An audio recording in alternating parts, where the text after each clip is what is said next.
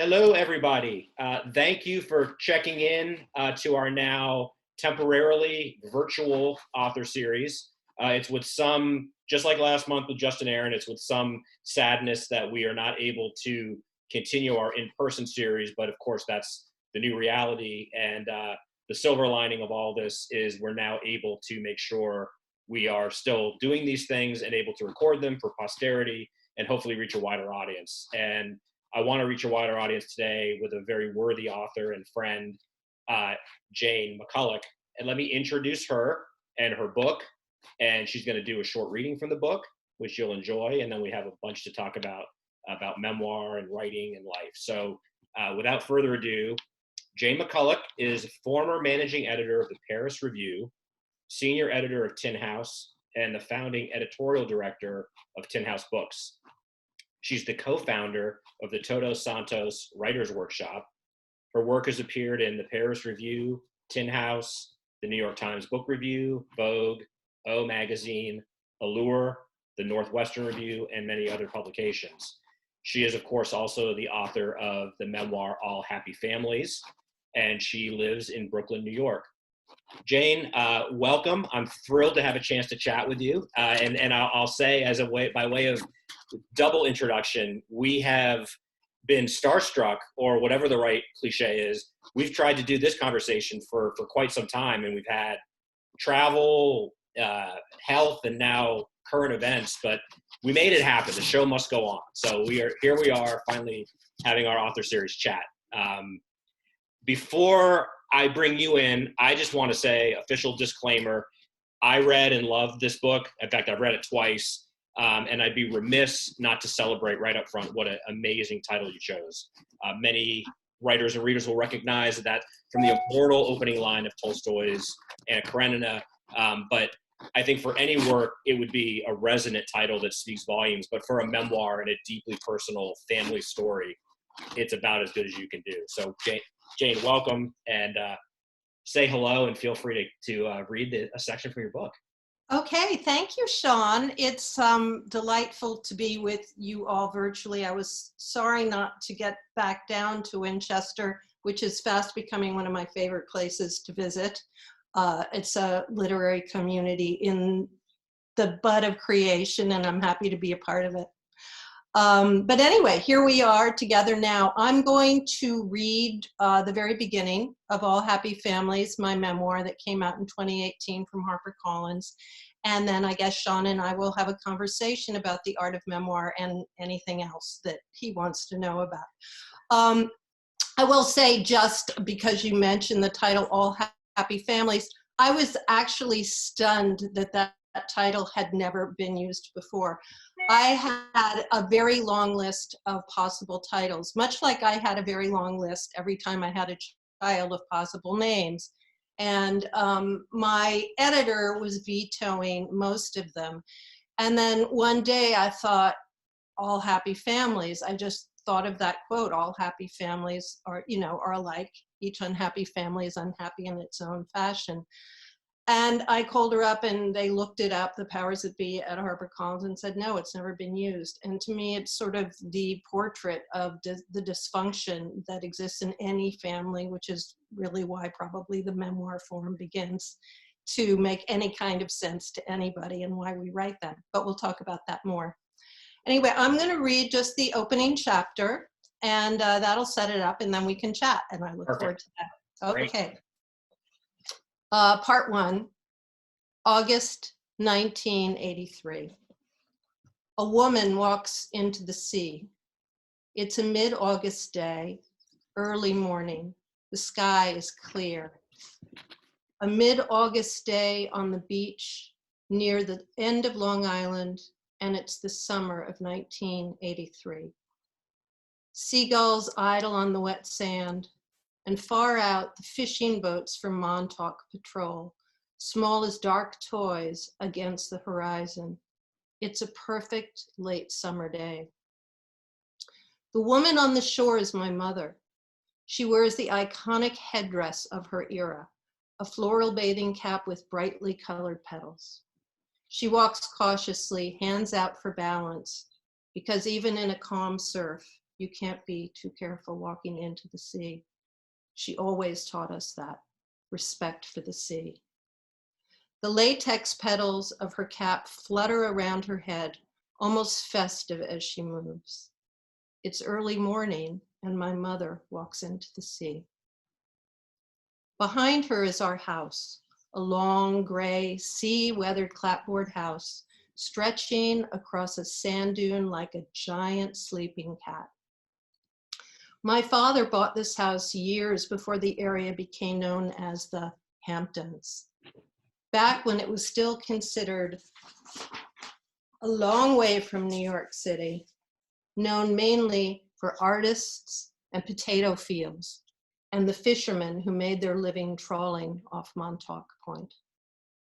The house had a shabby grandeur to it that time forgot. No air conditioning. The sea is our air conditioner, my mother would proclaim. And no pool. The sea is our pool. Every August when I was young, it was a giant slumber party in the house by the sea. My sisters and I would fall asleep against a tumble of cousins and quilts, listening to the steady refrain of waves gliding along the shore, the moonlight outside our bedroom spackling a silver route to the horizon. August 13th, 1983 was the day of my wedding. I was 25, a messy splatter of freckles across my nose, the final badge of childhood. Just before sunset that afternoon, I would put on a vintage lace dress that swooped gently off the shoulder in a style I saw as reminiscent of Sophia Loren in her glory days, and my mother saw as suggestive of the sale rack at a yard sale. In the house that morning, they were talking in various rooms. In the pantry, the boy delivering flowers, sprays of lilies of the valley, and a basket of rose petals for the wedding cake, was being bossed around by Johanna, the Irish cook. Johanna never got to boss anybody in the household. Everyone, the housekeeper, the gardener, everyone disregarded her. She was a small woman in a hairnet whose wisps of dry black hair nevertheless escaped and were often found floating in the vichyssoise. She stamped her foot, a white orthopedic shoe. "Get out of my kitchen," she was telling the delivery boy from the florist shop. "I'm too busy," she scolded. "Go." In the sunroom, my half-brothers, 3 men in their early 40s, sons from my father's first marriage, huddled in conversation. They all had beards and ready laughs. They had come for the wedding with their spouses and their children from the far-flung places where they lived lives of their own. Half siblings, and the term was apt. I half knew them, and I half didn't. Scott raised llamas in New Mexico. In Florida, Keith painted lush floral landscapes, some with naked women. In Colorado, Rod was engaged in investment strategies for a business no one understood. In my father's sunroom, the morning light angled across the sisal rug. Dust motes played in the air, and my 3 half-brothers were talking together, shoulders hunched, coffee mugs in hand. My wedding was scheduled to take place at 5 in the afternoon. It had been timed and debated for months, the proper moment for a wedding. The ceremony was to be situated by the garden, up by the house, with a view giving out to the sea. Situated. That was the term used by Ruth Ann Middleton, the professional wedding planner my mother had hired to marshal the wedding to perfection. A white wire gazebo had been placed there, and the florist would wreath the lattice in garlands of pink roses. 5 in the afternoon was the time the light would be that rich gold particular to late summer. A bagpiper in a kilt had been hired by my mother, so at the ceremony's conclusion, he'd guide the guests from the garden down to the tent, braying the union of husband and wife as the setting sun burnished rose through the trees. You know, men in kilts don't wear any underwear, my half-brother Keith had told us the day before the wedding as we drove to visit our father. Seriously, you guys, not a stitch, just a pink ribbon tied around the big fella. My siblings and I were in the family station wagon when he told us that, on our way to Southampton Hospital. Our father lay in a coma in the ICU, having had a massive stroke 2 days before the wedding, leaving our home for what we suspected might be the last time, strapped to an ambulance stretcher. The strap, a thin final harness to our life. He'd had the stroke following an abrupt withdrawal from alcohol after a lifetime of drinking, having gone cold turkey at my mother's insistence, so, in her words, he'd sober up for the wedding. On the way to the hospital, my brother Scott had insisted we stop at the fried chicken place off Route 27 in case we got hungry. And as we stood watching our father breathe, the bucket of chicken sat unopened at the nurse's station of the ICU, filling the air with its irrelevant fragrance. We had bowed to my mother's insistence that the wedding should go forward despite our father's condition, because, she claimed, it's what Daddy would want. Besides, she added, all my friends are already en route. And so a man with no underwear in a plaid skirt was going to bray on our front lawn at sunset as my father lay in a coma over in the next town. The morning of my wedding, an easy breeze blew down the beach. My teenage nephews sat on their surfboards just beyond the break. All was calm and serene from the lilting vantage point of the sea. Occasionally a swell would captivate them, and they would angle their boards towards the shore, riding in on elegant curls of foam. Later that afternoon, my mother would pin the family veil on my head. She'd mutter about how I should have let her get a proper hairdresser to tame my wild beach hair. Then she'd call the hospital and instruct them that no matter what happened that evening to her husband, they were not to call our house. Because, she'd go on to say, we were having a party. The morning of August 13th, 1983, the day settled into a steady rhythm near the tip of Long Island. Taking her swim before breakfast, which she believed was de rigueur in summertime, my mother walked into the sea. So that's the first chapter. Thank you so much for sharing that with us. And you know, it's funny, I've read it several times, and I think that's at least the second time I've heard you read it. So it's that's the best way to kick this off. Speaking for myself, I think I can confirm my own assessment, which is, you know, any work that is successful and hopes to remain relevant has to stand the cliched test of time and context. I think that's doubly true with a memoir, especially a deeply personal memoir. And I think your memoir succeeds spectacularly because, as the title invokes, you're talking about one of the main universal themes across time and trend and culture and context, which is the dysfunctional family. You know, all families are dysfunctional in similar and dissimilar ways.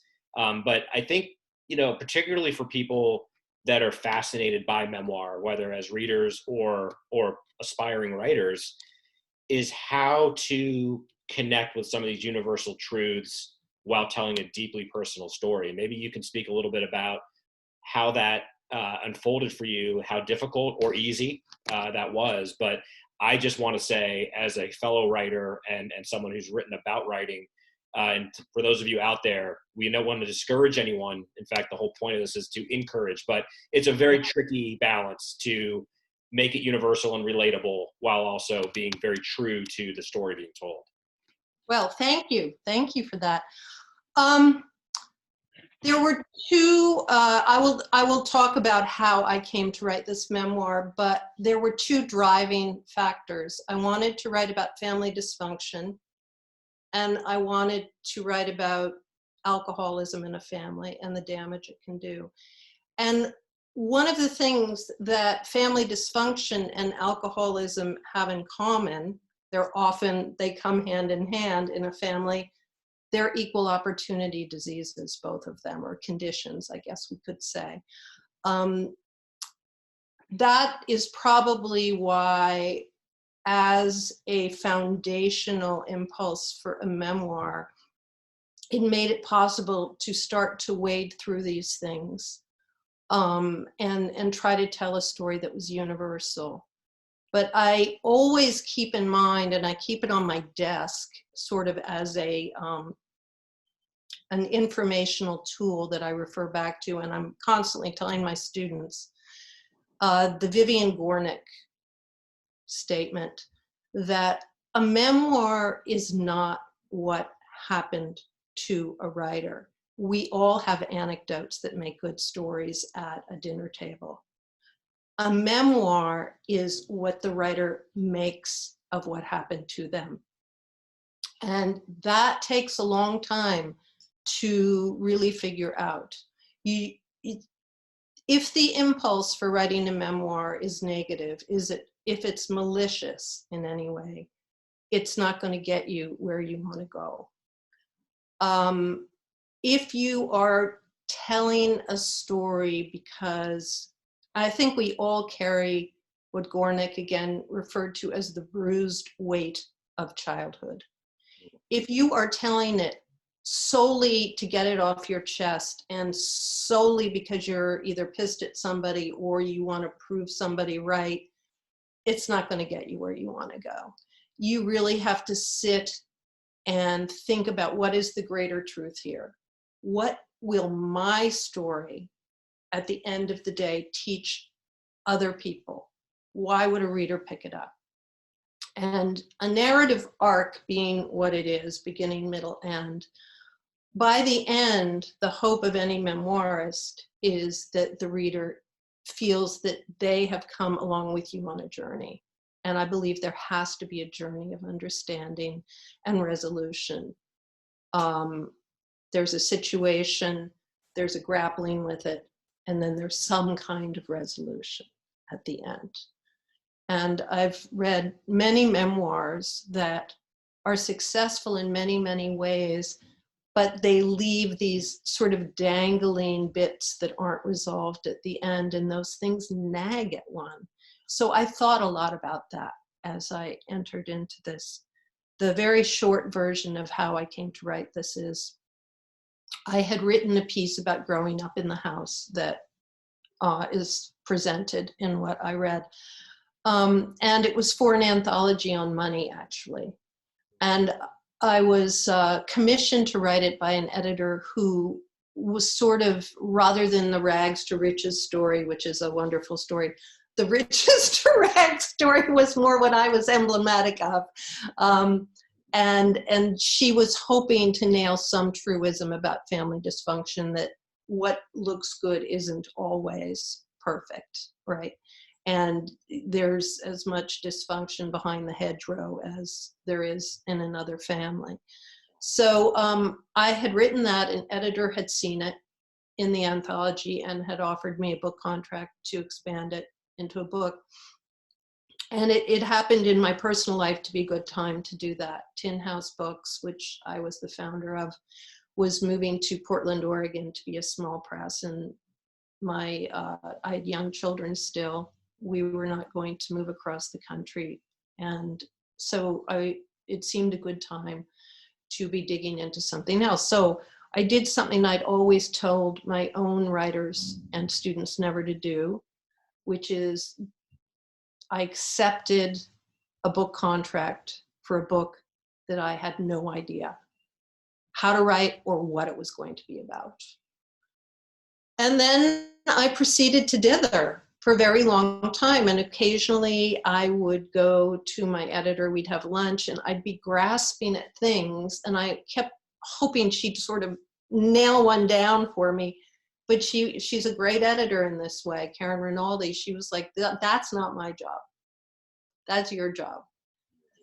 So I proceeded to dither a little bit more. And then I read, or maybe I heard, an interview with Dani Shapiro, who's a memoirist I greatly admire, in which she said that often your story, the story you need to tell, is embedded in the story that you've never told anybody, an incident in your life that you've never really fully addressed.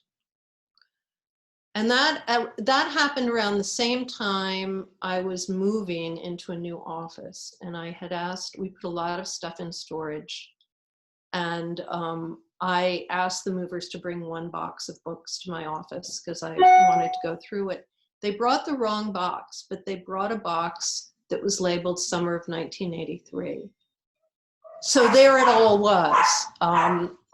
Everything that I had sort of pushed aside was literally staring me in the face. And I had one file on the top that said wedding, and I opened it up, and it was all condolence notes that had been written by people shortly after the wedding. And they all said some version of, congratulations on your nuptials. We are so sorry for your loss. Wow. So I thought, okay, this is it. I have to write about that fateful weekend and the repercussions that it had, not only in my own family, but also in the family of the groom over a 20-year period. So I would say the dithering took a long time, but once I figured out what it was I was going to write about, the actual writing of it didn't take as long as I would have necessarily imagined. I was very worried about family in it, and that was something I wanted to be very careful about, and I'm not sure that I was entirely successful in respect. I felt I respected my own family in writing it, but I probably should have given the more distant family members who were also involved more of a heads up than I did about it. I did tell my immediate family about it. But, you know, I think people get very caught up in, I can't write a memoir because I don't remember everything. Yeah. And I think what you have to sit with and come to accept is that memory is emotional truth. And if you've remembered something, there's pretty likely a good reason for it. So if you take that as true, that frees you up a bit. But then you do have to be cautious with the people who shared the experience from their own perspective and not risk telling their story too. Yeah. So that's a long way of explaining the various thickets I went through in coming to write this book. Well, thank you for that. And I think there's a lot to unpack there. But first off, Behind the Hedgerow, there's a title right there. Yeah, I think it's been used, actually, unfortunately. That's fantastic. I think the two critical things that you address there and are critical for anyone hoping to write or understand memoir are you know, there's a lot to unpack, right? But the two things to me that seem of paramount concern are this whole notion of truth, which at the outset maybe sounds pretentious, like what is truth?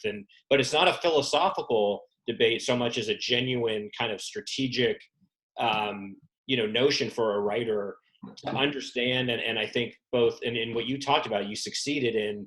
I think one has to grapple with what the truth they're telling is and be very respectful as far as that goes to the others that are involved. But also know that it's your story to tell, and you have to own it, which also gives you the responsibility to convey it accurately and that emotional truth. But the idea that, you hear about detectives saying there's 10 eyewitnesses in that room for that crime and not a single person recounts it the same way. That's something that presumably just happened like that day or that week. So when we're talking about memories from childhood, I think it almost is a comfort, I think, at a certain point when you recognize nobody's going to tell the story the same way. And I think the reader then can determine, is the author trying to get even with someone, or is the author trying to make themselves look good? And the emotional truth will win out. But then the other thing you talk about, which I had planned to address, so we've already teed it up, is this notion of, I think, unlike, say, a novel, a memoirist inevitably needs both time and perspective, especially if they're talking about trauma or traumatic events, because as you alluded to earlier, if you're writing to score settle, keep it in a journal, or keep it as dinner conversation, but that's not art. And even if there are scores to settle, settling them artistically, and again, getting back to that universal, so that it resonates with different readers of different ages, I think is what separates the amateur attempts from the professional attempts. But maybe talk a little bit more about, you already addressed it pretty perfectly, but the notion of emotional truth versus truth.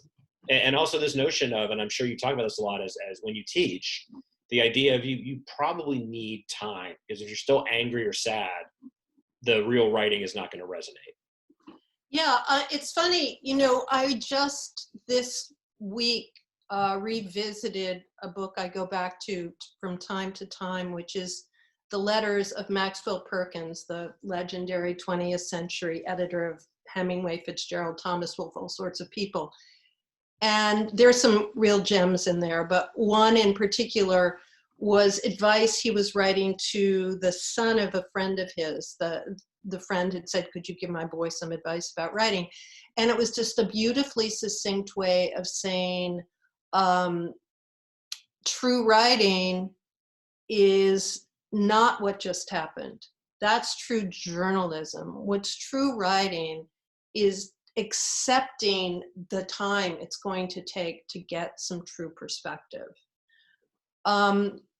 What I had told my two sisters was that I was writing this book and that we each had our own versions of the story. Of course we did. Our father died that weekend. I just wanted to tell the story from the perspective of the bride. And I think for them, they both said to me afterwards that they would have obviously told it slightly differently, but they accepted that was my truth. And I think the emotional truth is probably what remains, that lives with you year after year after year when other things have gone away. And if you think about it, of course, other people who were also there are going to have different emotional truths. I mean, one of my sisters was 20 years old. She was just graduating from college. My other sister was starting out in a career, and that they all bring their own personal experience into anything. And that's what I think, creates the Rashomon effect in anything, right? My half siblings, though, who were much older, they were 20 years older than we were, they were there too.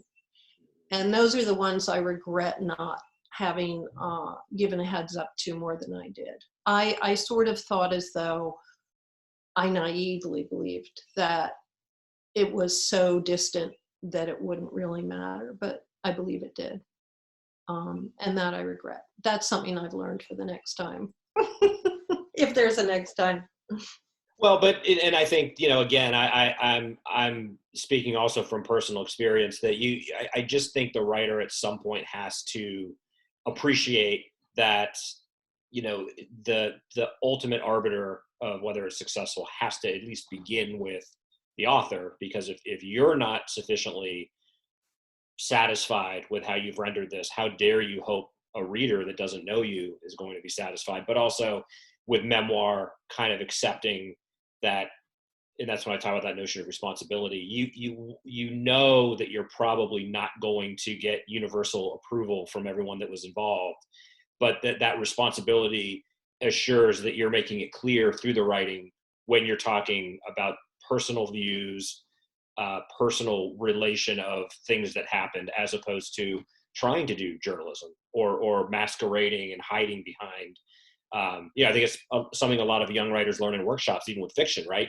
You don't have the luxury to be there when the person's reading it and say, oh, no, that actually happened, so you can't critique it. It's like, well, that's not writing. The whole point is, whether it happened or not, it has to feel right. And you invoke Perkins. One of the authors that really influenced me, and I love to invoke, a deeply personal, important book for me was Tim O'Brien's Things They Carry. Yeah. Because he actually really kind of breaks that third stage and goes there, which I think was revolutionary at the time, and addresses the reader and talks about how he's struggling with some of these recollections, and the things that are perhaps reading is the most authentic are made up of whole cloth, and the things that aren't are, and he, talks about, I want the reader to understand there's something more real than truth, and he puts it in quotation marks. Mm-hmm. And that's what I meant when I was saying it could sound pretentious or philosophical, but I think it's something all writers really have to wrestle with in fiction or nonfiction.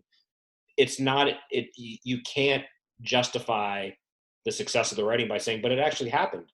Well, then you told it badly, or you chose the wrong platform to convey that truth. The one book that I think, I can actually think of two off the top of my head, memoirs that address that and almost use the techniques of the unreliable narrator in memoir, which actually seems like a contradiction in terms, and in a way it is. But David Carr, who was a New York Times writer, wrote a book called The Night of the Gun. And the whole setup for The Night of the Gun is he doesn't remember what happened. He was so messed up, he has no idea what happened. And so the whole book is him going, he used the techniques he uses of journalism. He goes and interviews other people about it. So it becomes, he sort of used the Rashomon effect to his advantage in moving it forward. The other book I can think of off the top of my head is by Bill Clegg, who wrote a book called The Portrait of the Addict as a young man. At one point, you go with him so convincingly into his hallucination, his cocaine-fueled hallucination, even though it's becoming odder and odder, you're like, wow, the taxi driver's a narc? Oh my God. And then you suddenly realize, the guy's hallucinating, but he's taken you with him. So there are ways to do it in which you say, look, I know this isn't true, but I don't know what was true, so I'm just going to put it out there. Those are two very different ways of doing it. But in terms of, as we were saying before, in terms of taking time to tell a story, the one memoir that I can think of, it's a beautiful one, that doesn't take any time at all, is Joan Didion's The Year of Magical Thinking, which she wrote really shortly after her husband and her daughter both died. But she's such a master. I mean, that's not like, you don't do that you don't attempt, or you can attempt it in the first book, but it's a very rare gift. And I think through that you can see the hand of the master who has been synthesizing material and turning it into story, into narrative her whole life. And I think in her case, the impulse to heal both herself and the potential reader through this catharsis, is that perfect intermingling of the aesthetic and the really deeply vulnerable human reaction to a personal tragedy. So I think you're right. She had the chops and the experience, but also just the strategy of, she made no bones about, like, this is a recent event. So I think, most writers, particularly, the less experienced writers, are ill-advised to try to handle, even if they're using it for fiction. I think you want to let some things simmer, and just like you shouldn't make any decisions when you're angry, in life. It's painful with art, especially if you're lucky enough to have it published. That's also something I think we can admonish, starting out writers. That's going to live forever. So again, the responsibility aspect is with a capital R. You owe it to the subject, you owe it to your reader, but you kind of owe it to yourself, because once it's out there, you know, you're telling a story that is literally in print, and you have to live with that. So there's a lot that goes in. But rather than get more tangled up in that, I think it's especially coming from your perspective as kind of a master craftswoman and teacher. I know when I've talked to people over the years, again, it seems very simple, but what I tell people, and I'd love to hear your thoughts about this, but if someone says, well, I don't even know where to begin, I think with any type of writing, but very much true for a memoir, is get it all out. Don't edit as you go. You know, you need the first draft or first few drafts to be messy and full of stuff that you will later know that might be a very powerful scene, but it doesn't support the narrative arc. And that's, again, I think the difference between experienced and less experienced writers. I think it's Hemingway or whoever. You have to kill your babies, but you've got to put it all out there, and then you go back later. But I think I use it as a way of encouraging any writer, which is to say the first draft, unless you are Faulkner, your first draft is probably not going to be great. But the key thing is to get it down unfiltered, and then the real work comes in through the revision and editing process. Yeah, and I think that giving yourself license to do that is harder than one might imagine, because, well, I'm an editor by profession, so I probably am the most guilty of this, of over editing. But it is true, you just need to get it down and then look at it later. I would add too that one thing I found helpful is pick a smaller arc sometimes. Write an essay. Use your material and write an essay, or write 2 essays or 3 essays, even if they're not essays you're ever going to publish. Because in so doing, what you're doing is you're taking a smaller task, a more doable task in a way, and getting into the material that way. I find that tends to work the same way that in a workshop, writing from prompts is another way to sort of, jumpstart into something. But we all have to kind of fake ourselves out, because if we are our own worst enemies. That's always true. And, I think back to all the many, many writers at work interviews I edited when I was at the Paris Review, which was a true gift I felt, and a privilege when I was young. How many writers talk about that, about the need to just keep getting it out there and just trust that you will find your way.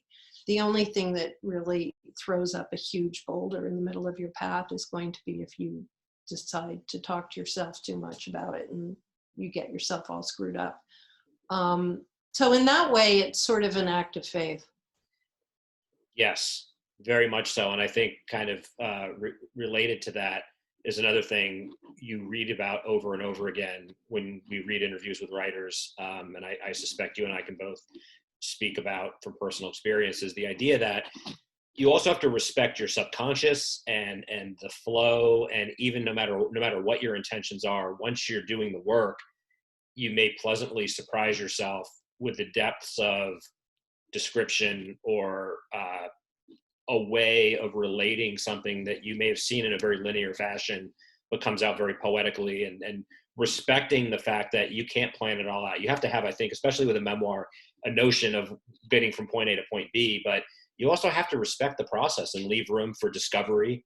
And things you thought might've been minor notes turn out to be very important parts, and vice versa. So I think some of that is, again, getting back to just letting the story breathe when you're in the early stages. I think that's true. And I often tell my students that a memoir workshop is really like a design build class, but we're using memory and story as our building blocks. And sometimes something that begins over here might end up over here, or might not end up anywhere, or might end up just as being a foundational suggestion somewhere else. And the only thing to do is just keep building and see where it leads. And at some point, the goalposts come down, right? At some point, you see what is going to be the beginning and what might be the end. And then you can work with that. Sometimes not. Sometimes the end can be elusive all the way through, or the beginning may end up in the middle. for me, with All Happy Families, I knew pretty early on that I was going to start with my mother walking into the sea in 1983, and that I was going to end it the last time I saw our family house in 2003. So that was just a happy accident that it was a 20-year span. But it was also, for me, sort of the span between when the house had had a life, a family life, and the last time I saw it, the house was no longer ours. It had been demolished from the inside out. So when I went back to see it, it was all just sort of broken apart and charred. It was before, I suppose, they carried off the final scaffolding. And there was something about that that was so powerful that it seemed to me like that was the post I wanted to put down and in the conclusion.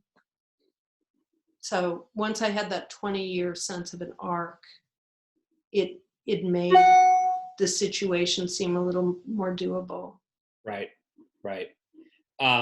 Another thing, when we talked last summer at the 1455 Literary Festival, I think what we talked a bit about something that I think is really overlooked, and that's the concept of humor, and how the humor can, and in many cases should be, a very necessary, we see it from everything from Shakespeare to, memoir writing, the idea that to take some of the heaviness out, we have to remember that there's a lot of moments of levity. And again, to do that with some expertise requires understanding what the humor is being used for, or when it's being used, and how to use it, not as a counterweight to the heaviness, but to provide that perspective that, again, no matter how good the writing, if it's all heavy and all dark and all somber, no matter how truthful and evocative, it's going to not be a fully immersive reading. So maybe talk a little bit about how you perceive that and teach that, and how necessary it is in any type of writing. Well, humor is necessary when it occurs naturally. The worst thing you can do is say, oh my God, I don't have enough humor in here, and try to force it, right? I mean, that's just going to sound such a really foul note.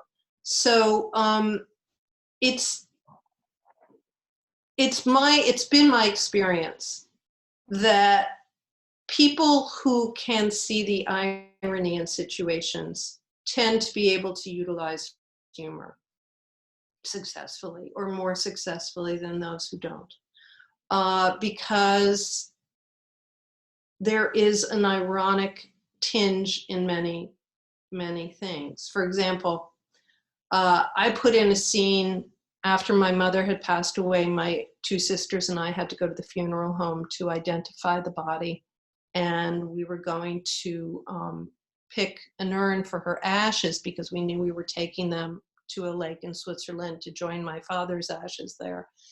And we got into this scuffle about my youngest sister wanted to get this rather expensive urn because it was turquoise and it matched our mother's favorite muumuu that she used to wear. And we're having this fight while this very lugubrious funeral director is sitting there trying to do paperwork. And I suddenly looked up, and it just happened to be that the way his office was situated and the door was open, there was a big no exit sign right by the back door, which was like above his head.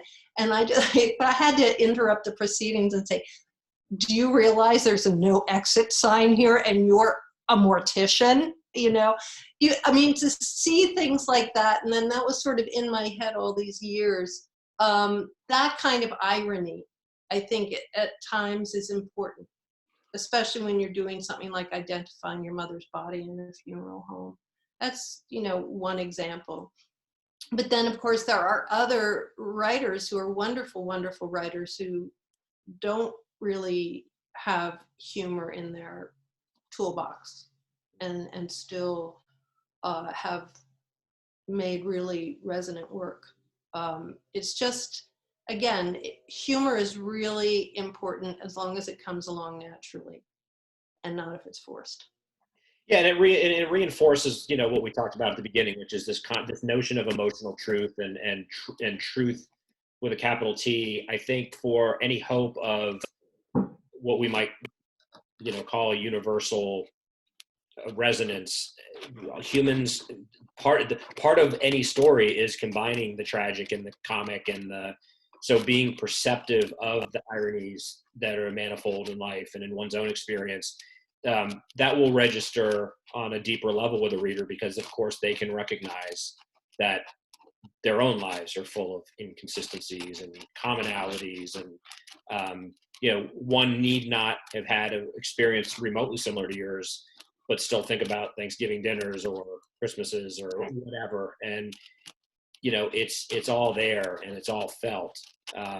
But being cognizant, in the planning stage and in the writing stage of wanting to give a more nuanced and full version of how life occurs. I think that's where the humor, when it's appropriate, can augment what otherwise would still be a nice work, but might need some of that additional humanity, so it doesn't seem too kind of heavy and esoteric.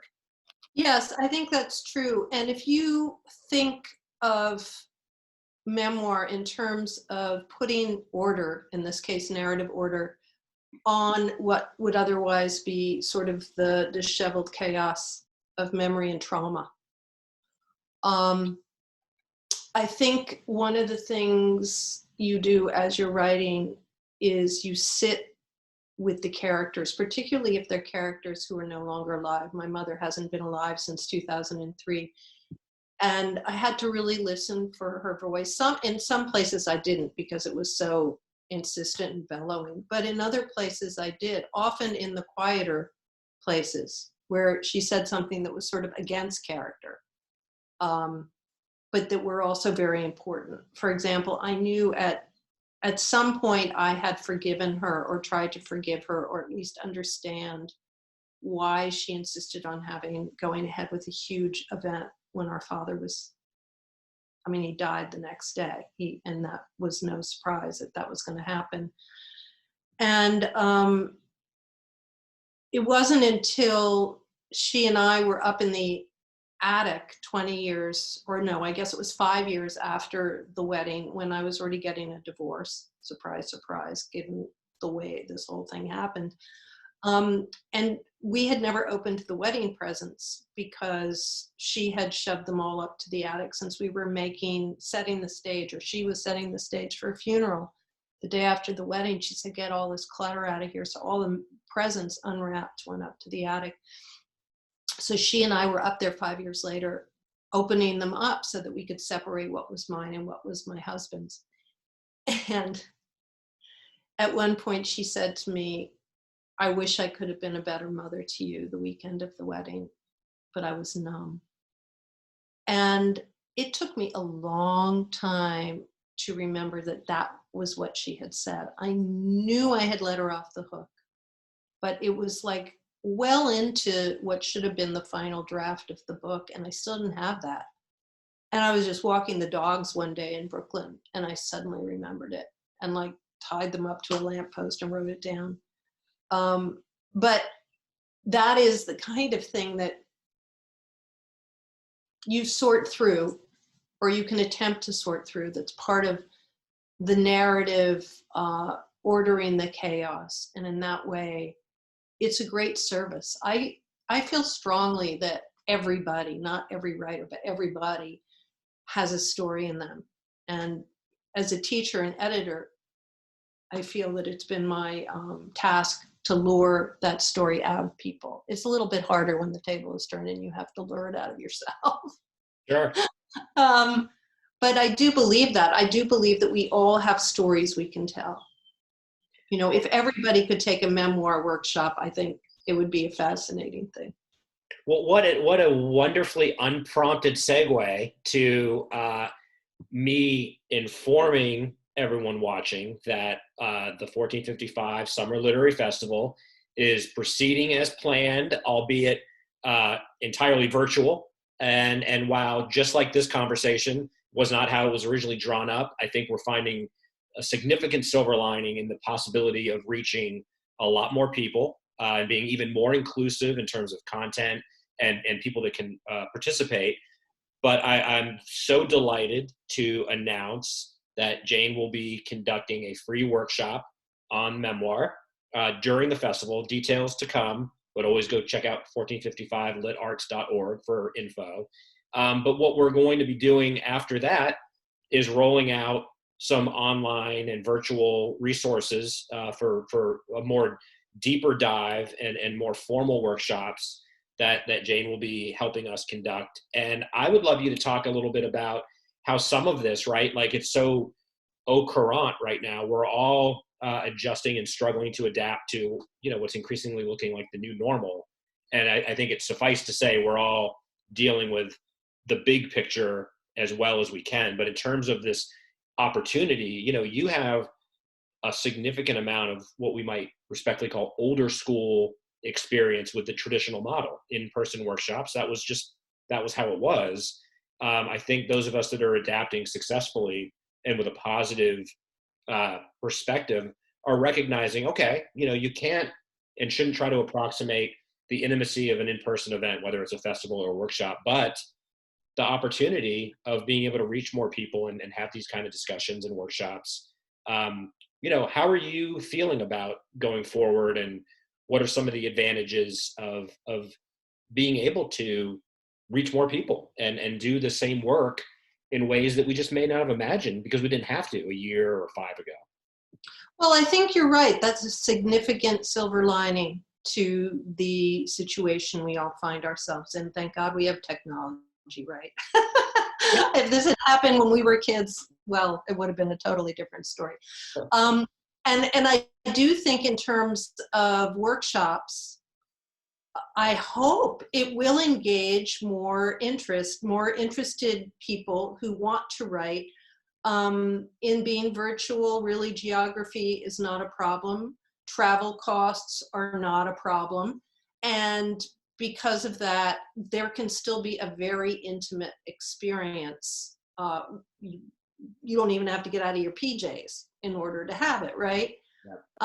And I think that you also, as an instructor, you're able to really dig into people's objectives and really help them bring stories out into the world. At least that's what I plan to do. I know from all of the many, many in-person workshops I've done for my own workshop, the Todos Santos Writers Workshop, but also elsewhere, that one of the most important tools, and this sounds sort of Pollyanna-ish, but it's not, is willingness. Willingness to do the hard work, to grapple with memory, to expose parts of yourself that you may not want to look at yourself, let alone put out there on the page, and just trust that in so doing, you are ordering a form of chaos, and you are part of the oldest tradition of storytelling there is, right? Which is narrative storytelling.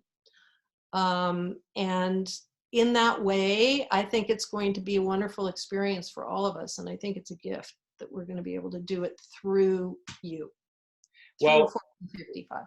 Beautifully put and greatly appreciated. But yeah, I would just love to add to that. You articulate it wonderfully, and I'm so thrilled and honored that you're part of this vision going forward. But I would just like to second the enthusiasm in terms of not seeing this, for people watching right now and kind of contemplating how they can remain engaged or re-engage.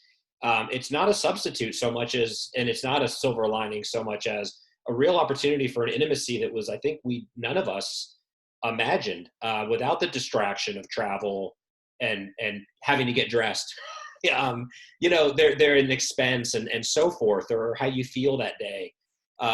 Having this technology is very empowering and I think can lead to even more intense and more productive interaction with fellow workshoppers and certainly the instructor. So I think we've sufficiently conveyed our positivity about this, but I really think that this has been a discernible blessing despite everything that's going on in the world, and with all genuine acknowledgement of that. I think we are in a time where, and I'm sure every generation and every situation says this, but this is a time for narrative. It's a time for storytelling, and everyone that's living through these times probably has something meaningful to share. Yeah, So let's I, take advantage of this and encourage it in each other. I would say that. And I would say, I mean, the one thing that is obvious that we will lack is the sense of community in which we're all sitting around drinking coffee together, whatever. However, that said, the community will be expanded, right? Because people from anywhere can come in. And as a consequence, I think we might be able to share more freely ideas and experience in that way. Online workshops have been going on for a long time, but they don't necessarily go on the way this is going to be in terms of being an event, an experience. And for everybody to be a part of that community allows every writer, writers write in isolation. Community, literary communities are ways to broaden that experience so that you're not in isolation. And that will still be true, even if you're not in front of the coffee urn talking to the person you just met, but you're at home in your PJs, you're still not alone. And that's what's important. I, And you've got support. Absolutely. And I think, I've certainly written and talked a lot about 1455. The primary impulse and mission, right, is to, of course, celebrate and promote creativity, but the notion of community, how important it is for us as humans, how critical it is for writers who, of course, are often working necessarily in solitude. It's very important, and everyone needs that encouragement and that solidarity. And that's something that, whether it's in person or online, you still can't duplicate. And it's a very critical part of this whole process. And one thing that it has been true for many, many people is they have been alone because they've had to be alone for the last 2 months, right? Or you're with your family, which is fabulous. But, I know quite a few people who are actually living alone and don't see people. And again, hopefully the restrictions will have lifted a bit, but whether they have or they haven't, again, this is a way to get out of that isolation. Absolutely. And again, I'll say, my vision, and I don't want to be too cute here, but thinking about how we're talking about crafting narrative and storytelling, I mean, I can think back to the early days of this endeavor, 1455, and writing a mission statement that was very aspirational. And, building a writer's retreat, a physical space, that was the easiest part in terms of the conception. But I had this notion all along, and I articulated it without really seeing it, was I want this to be inclusive. I want the site to be robust with resources for writers and somehow have community that's more meaningful than just being there in person. So current events for me, this has been a pleasant surprise. I'm now seeing through necessity ways in which we really can take advantage, despite certain limitations, and really expand and offer resources and offer the opportunity through our ongoing free programming for writers to just check in and feel that they're not alone. Because again, on a human and an artistic level, feeling alone is not where we should be right now. And it's so achievable to overcome that and provide kind of this sustenance and support. And, I think you can speak about it. I know I can from my experience at workshops and residencies. It not only empowers you as a human, which is so important, but it makes you a better writer. And I want to leave that impression on people, that interacting with other writers is an act of generosity. It's an act of receiving that generosity and imagination, and it actually enhances your craft. Yeah, I would totally agree. And really, if this period of time has taught us anything, it's that we're all in this together, even if we're apart together. That's right. And what more, for me personally, that's, the day-to-day has not changed because that mission continues. And, the burden is on those of us trying to advance this mission. It's for the collective good. It's certainly personally fulfilling and enriching, but yeah, we all are in this together. And I think that this recent events have made that undeniable, but there's a tremendous amount of inspiration that can come out of that. And Yeah. let the story flow. Yes, and I look forward, I hope, to meeting some of the people that are listening to this conversation through the workshop. I think that'll be a privilege. Absolutely. Well, like I said before, please check out, if you're watching this, you'll be on one of our sites. We'll make a lot of information available in the coming weeks. But again, Jane is blessing us with a free workshop about memoir, and that is going to tee up a series of workshops that'll head into hopefully. And the other thing is, of course, for me, I don't look at this as a temporary. I think even we have to assume we return to being able to interact at some point, but the virtual component of these workshops and initiatives should absolutely complement what we continue on with, whether it's a year or two or whatever from now. So we are so excited. We're looking forward to it. And Jane, it's just always a tremendous pleasure to see you and talk to you. I'm grateful for your time. It's my pleasure. And it's just wonderful to have the courage to know that we have people like you on board and leading this forward, because it's going to continue to grow, and I think a lot of people will get a lot from it. Well, onward. So I'll talk to you soon, and everyone, thanks for checking in. Be safe, be happy, be healthy, and keep writing, and stay tuned for more info about the Lit Fest and a lot of other initiatives coming down the pike. Okay. All right. Talk to you soon. Okay, good. Bye.